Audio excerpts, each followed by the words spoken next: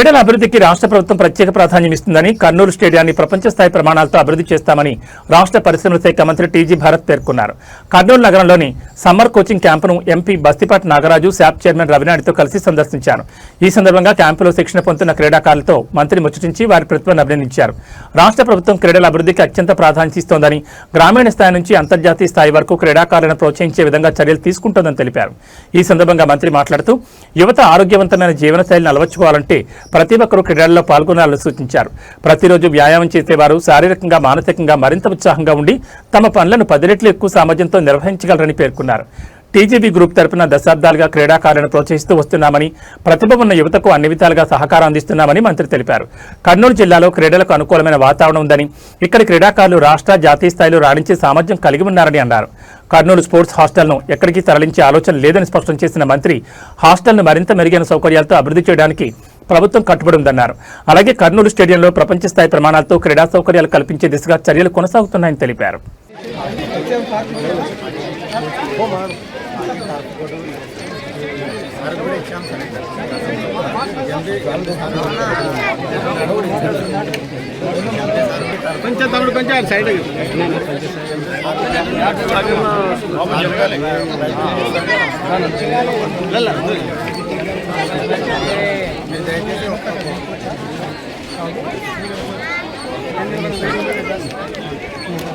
It is completely free.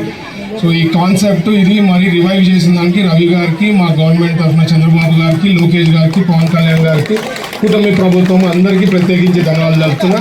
అలాగే వెంకటరమణ కాలనీలో next 3 monthsలో 8 years below ఉండే వాళ్ళకి కూడా స్విమ్మింగ్ పూల్ రెడీ చేయబోతున్నాము. అది కూడా ఆల్రెడీ ప్లాన్ చేశాము. మా ఎంపీ గారు కూడా ఆల్రెడీ క్లారిటీగా చెప్పడం జరిగింది.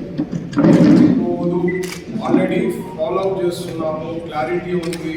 మా చైర్మన్ గారు కానీ, స్పోర్ట్స్ మినిస్టర్ గారు కానీ, లోకేష్ గారు కానీ, చంద్రబాబు గారు కానీ క్లారిటీ ఉంది. బట్ అయినా ఈరోజు ఎన్ని పనులున్నా ఈ సబ్జెక్ట్లో వచ్చి ఒక క్లారిటీ ఇవ్వాలా, ప్రజలకు తెలియాలా అని చెప్పి చైర్మన్ గారు ఇంట్రెస్ట్ తీసుకొని రావడం అనేది ప్రత్యేకించి ధన్యవాదాలు చెప్తున్నాను. ముఖ్యంగా మీరు అర్థం చేసుకోవాల్సింది 19 to 24లో ఎన్ని సబ్జెక్ట్స్, ఎన్ని ఇష్యూస్ ఉన్నాయి. ఎవరైనా ఆందోళన చేసింది కానీ, ఏదైనా ఇష్యూ రైజ్ చేసింది కానీ, ఏదైనా ఒక్కటైనా ఒక క్లారిటీ వాళ్ళు సార్ట్అవుట్ చేసే విధానం ఏదైనా తీసుకున్నారా, లేకపోతే చెప్పే వాళ్ళు కూడా ఎవరైనా ఉన్నారా అంటే there was no freedom of speech అండి.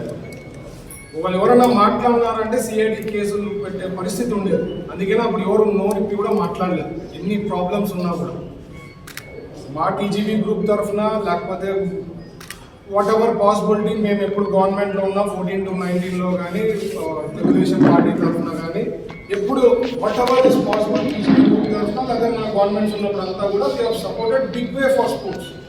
ఈరోజు కూడా ఈ ఇష్యూ విషయంలో ఎక్కడైతే స్ట్రెంథనింగ్ ప్రాబ్లం ఉంది, ఇక్కడ రాళ్ళు పడుతున్నాయి స్లాబ్ నుంచి, ఆ ఇష్యూ ఉందని తెలిసిన వెంటనే దాదాపు మా వాళ్ళతో ఎస్టిమేట్ చేస్తే ఒక 15 lakhs అవుతుంది. మీరు స్టార్ట్ చేసేయండి, డిలే చేసే పని లేదు దీని విషయంలో అని చెప్పి నేను కానీ ఏం పెద్ద ప్రాపగాండా చేసి ప్రెస్ మీట్ పెట్టి నేనేం చేయలేదు.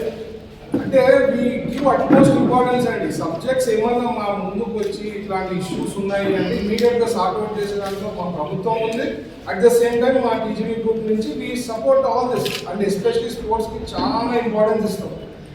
ఈ 15 లక్షలే కాదు, ఈరోజు చైర్మన్ గారు వచ్చిన తర్వాత ఇంకేమైనా డెవలప్ చేయాలా, ఇంకేమైనా స్ట్రెంథనింగ్ చేయాలా, కాలమ్స్ ఏమైనా స్ట్రెంథనింగ్ చేయాలా, డీపీ సైడ్ కాలమ్ని కూడా స్ట్రెంథనింగ్ చేసే విషయంలో కూడా ఈవెన్ 50 లక్షలు కానీ, ₹1 కోటి కానీ they are ready to do. So అర్థం చేసుకొని మన అపోజిషన్ పార్టీ వాళ్ళు అర్థం చేసుకోవాలి. మనం లేని సృష్టించి దాన్ని ఏదో ప్రాపగాండా చేసేసి ఏదో మార్క్స్ తీసుకోవాలా అంటే అది అయ్యే పని కాదండి. ఇక్కడ ఉండేది ఎన్డీఏ ప్రభుత్వం, చంద్రబాబు గారు ఉండేది. It is not possible for you. అందుకనే జాబ్లెస్ పీపుల్ వాళ్ళకి ఏదో ఒక సబ్జెక్ట్ రైజ్ చేయాలా, వాళ్ళే క్రియేట్ చేసి దాన్ని ఏదో హైలైట్